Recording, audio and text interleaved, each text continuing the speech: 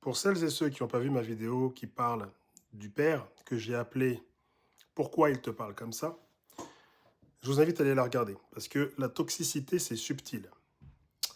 En fait, ce que je vois souvent dans les commentaires, c'est des réponses du type «Oui, ça vient de mon père», exactement comme tu le dis.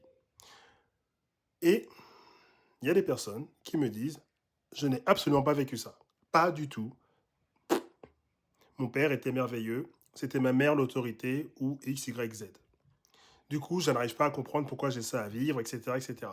Alors écoute, quand je parle du père, je parle de l'autorité qu'il représente. Donc en réalité, il faut voir le fond du sujet. C'est-à-dire que ça peut être ton père, ta mère, un grand-père, un prof, un éducateur, un tuteur, peu importe. Ce qui compte, c'est que cette personne t'a transmis quelques règles, des dogmes, et que tu les appliques encore aujourd'hui, même adulte. Alors pose-toi cette question. Est-ce que dans ta vie aujourd'hui, tu t'autorises à désobéir, j'insiste, désobéir à certaines de ces règles? Est-ce que tu entends encore, parfois, cette petite voix qui te dit attention, tu ne devrais pas? Ou, voilà, une fois de plus, c'est un exemple. Si cette voix existe toujours, même inconsciemment, l'homme avec qui tu vis aujourd'hui peut devenir cette autorité. Et c'est là que ça devient toxique. Et c'est là que c'est subtil. L'exemple simple que je vais te donner, c'est, imagine chez toi, quand tu étais plus jeune, on mettait la fourchette à gauche.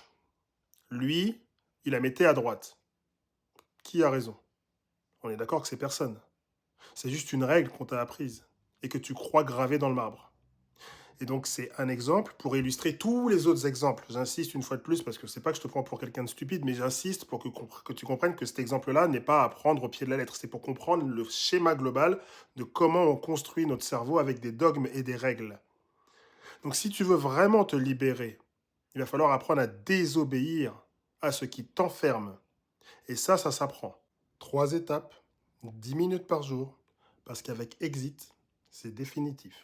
Et ça, c'est une vraie promesse.